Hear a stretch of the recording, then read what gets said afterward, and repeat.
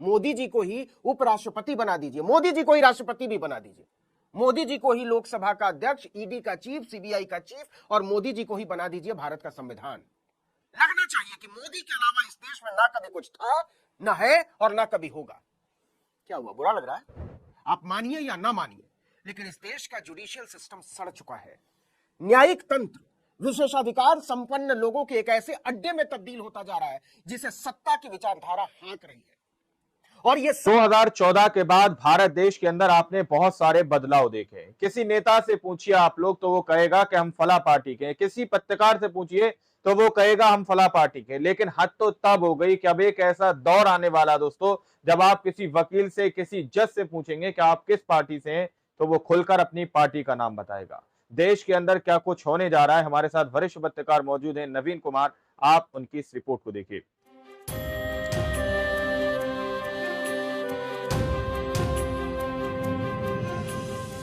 नमस्कार, आदाब, सत श्री अकाल, जय भीम, जोहार। मेरा नाम है नवीन कुमार। पापा भाजपा और आरएसएस के पुराने नेता, बिटिया भाजपा की प्रवक्ता, पार्टी के लीगल सेल की चीफ और अब सीधे हाईकोर्ट के जज। सीधे हाईकोर्ट के सेवा जज। का मेवा हो तो ऐसा हो। एक काम क्यों नहीं करते मिलॉर्ड? नरेंद्र मोदी को ही देश का चीफ जस्टिस बना दीजिए। दाएं बाएं से क्या डील करना? जब सबके रास्ते उधर ही मुड़ने हैं तो राहगीरों से क्या बात करनी? सीधे चुंबकीय शक्ति वाले सरदार के आगे ही दुहाई दी जाए। अब यह मत बोल दीजिएगा कि मोदी जी के पास वकालत की डिग्री नहीं है। झाड़ पोंछ कर निकालेंगे तो हो सकता है एंटायर पॉलिटिकल साइंस के साथ ही एंटायर लॉ में भी कोई ना कोई डिग्री निकल ही आए। हो सकता है कानून में मास्टर्स की डिग्री लेकर भी भूल गए हो। तो मोदी जी को ही चीफ जस्टिस बना दीजिए, मोदी जी को ही चीफ इलेक्शन कमिश्नर बना दीजिए, मोदी जी को ही उपराष्ट्रपति बना दीजिए, मोदी जी को ही राष्ट्रपति भी बना दीजिए, मोदी जी को ही लोकसभा का अध्यक्ष, ईडी का चीफ, सीबीआई का चीफ और मोदी जी को ही बना दीजिए भारत का संविधान। लगना चाहिए कि मोदी के अलावा इस देश में ना कभी कुछ था, ना है और ना कभी होगा। क्या हुआ, बुरा लग रहा है? आप मानिए या ना मानिए, लेकिन इस देश का जुडिशियल सिस्टम सड़ चुका है। न्यायिक तंत्र विशेषाधिकार संपन्न लोगों के एक ऐसे अड्डे में तब्दील होता जा रहा है जिसे सत्ता की विचारधारा हाँक रही है। और यह समय, यह कहने की हिम्मत जुटाने का समय है कि कुछ कीजिए मिलॉर्ड, आपकी साख खतरे में है। गोदी मीडिया के पत्रकारों से चलते फिरते रेलगाड़ी में, हवाई जहाज में, भीड़ में और अब तो स्टूडियो तक में अक्सर लोग सवाल पूछ देते हैं कि आप किस पार्टी के पत्रकार हैं। अब यही सवाल देश के सबसे बड़े जजों से पूछा जाएगा और पूछा जाने लगा है कि आप किस पार्टी के जज हैं। किस पार्टी और इस के बात जज पर हैं? वो मुस्कुराकर नहीं निकल पाएंगे, जज भी पार्टियों के क्योंकि होने लगे। भावी जज से लेकर भूतपूर्व जजों तक को यह बोलने में कोई हिचक नहीं कि मैं भाजपा का जज हूं। यह कहने में अब हिचक नहीं होनी चाहिए कि मिलॉर्ड्स के बर्ताव ने न्यायपालिका की साख को मिट्टी में मिला दिया है। इस वीडियो को अंत तक देखिए और समझिए कि कैसे जस्टिस सिस्टम, न्यायिक तंत्र एक मजाक बनता जा रहा है। इस वीडियो के अंत तक आप समझ जाएंगे कि एक नागरिक के तौर पर ऐसा सोचने पर मजबूर क्यों कर दिया गया है। सबसे ताजा मामले से शुरुआत करते हैं। कॉलेजियम सिस्टम ने मुंबई की एक वकील साहिबा को महाराष्ट्र हाईकोर्ट का जज बना दिया है। उनका नाम है आरती अरुण साठे। विपक्ष ने इस पर सवाल उठा दिया। क्यों? क्योंकि पिछले साल तक मैडम भाजपा की बाकायदा प्रवक्ता हुआ करती थी। वैसे तो वो खानदानी तौर पर भाजपा और संघ की सेवा कर रही थी। उनके पिताजी आरएसएस और संघ के नेता रहे, लेकिन उन्हें फरवरी 2023 में बाकायदा पार्टी का प्रवक्ता बना दिया गया। वो तमाम टेलीविजन चैनलों पर भाजपा और मोदी के बचाव में दलीलें गढ़ा करती। उनकी सेवाओं से प्रसन्न होकर भाजपा ने उन्हें मुंबई लीगल सेल का हेड बना दिया, लेकिन उनकी कानूनी सेवाओं का उचित इनाम मिलना अभी बाकी था। वो अचानक चर्चा में तब आई जब खबर आई कि महाराष्ट्र हाईकोर्ट कॉलेजियम की तरफ से 28 जुलाई को एक नोटिफिकेशन जारी किया गया है कि हमने एडवोकेट आरती अरुण साठे को हाईकोर्ट का जज बनाने का फैसला किया है। नोटिफिकेशन आते ही हंगामा मच गया। इस पर पिछली तारीख का एक इस्तीफा सोशल मीडिया में वायरल किया गया कि एडवोकेट आरती ने 6 जनवरी 2024 को ही पार्टी के प्रवक्ता लीगल सेल और प्राथमिक सदस्यता से इस्तीफा दे दिया था। अब मिलॉर्ड को लगता है कि भाजपा से केवल इस्तीफा भर दे देने से कोई जज निष्पक्ष हो जाता है, पार्टी पॉलिटिक्स से ऊपर उठ जाता है, पूर्वाग्रहों को छोड़ देता है। अगर निष्पक्षता इतनी ही साधारण बात है तो फिर लोकसभा के अध्यक्ष भी किसी दल के नहीं होते, राज्यसभा के सभापति और उपसभापति भी किसी दल के नहीं होते।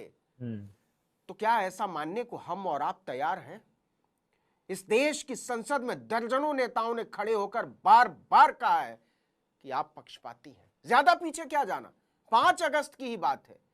राज्यसभा में नेता प्रतिपक्ष मल्लिकार्जुन खड़गे ने संसद में खड़े होकर उपसभापति हरिवंश नारायण सिंह से पूछा कि देश को बताइए, सदन को आप चला रहे हैं या अमित शाह चला रहे हैं? ये रह गई है देश की निष्पक्ष कही जाने वाली कुर्सियों पर बैठने वालों की निष्पक्षता और उसमें जनतंत्र का विश्वास। कहने को तो राज्यपाल भी किसी पार्टी का नहीं होता, निष्पक्ष होता है, लेकिन इसी देश की सुप्रीम कोर्ट क्या क्या कहती है? कौन नहीं जानता कि राजभवन भाजपा के एक्सटेंशन काउंटर में तब्दील हो चुके हैं। 8 अप्रैल 2025 को तमिलनाडु के राज्यपाल RN रवि द्वारा 10 विधेयकों को रोकने के मामले में ऐतिहासिक फैसला सुनाते हुए सुप्रीम कोर्ट ने ही टिप्पणी की थी कि आप चुनी हुई सरकार के काम में बाधा डाल रहे हैं।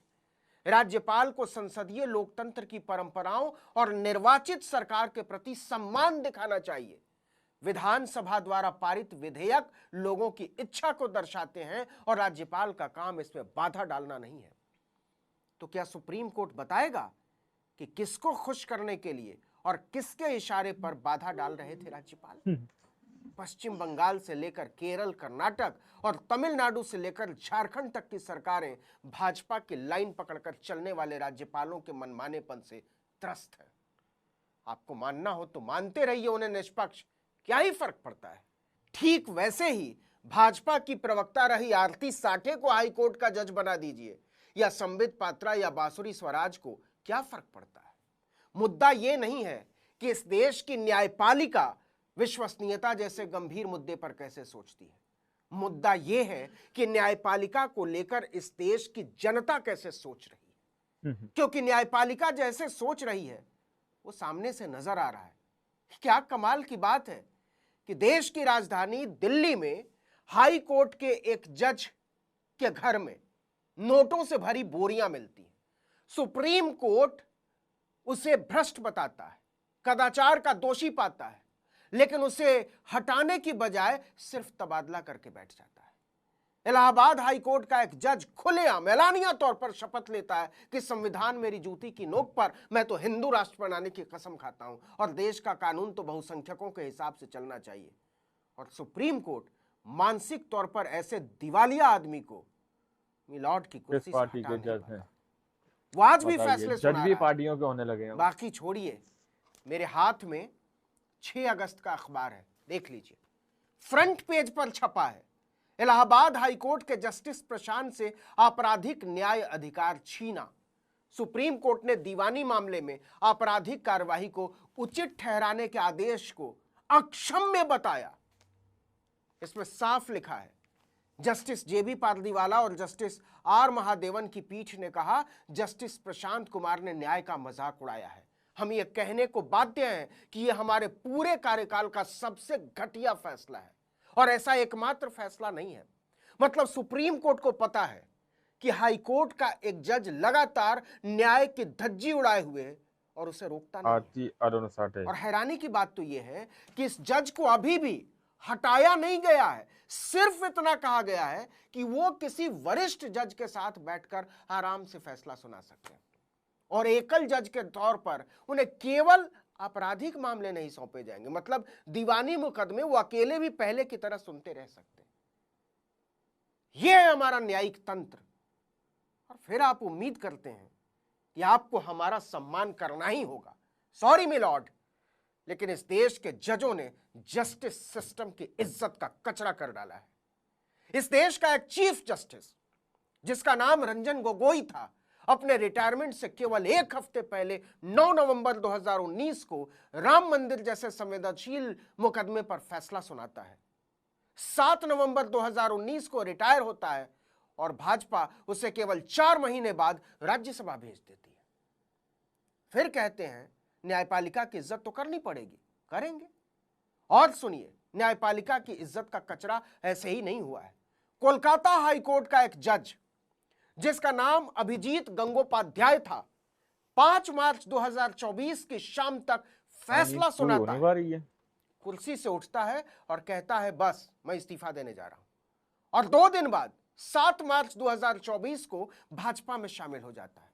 क्यों न माना जाए कि उस आदमी ने हाई कोर्ट के जज की कुर्सी पर बैठकर भाजपा के कार्यकर्ता की तरह काम किया, उसे फायदा पहुंचाया, क्योंकि उसका मकसद न्यायमूर्ति होने के विशेषाधिकारों का इस्तेमाल करके अपनी पार्टी की सेवा करना और अंततोगत्वा उस सेवा का मेवा हासिल करना था।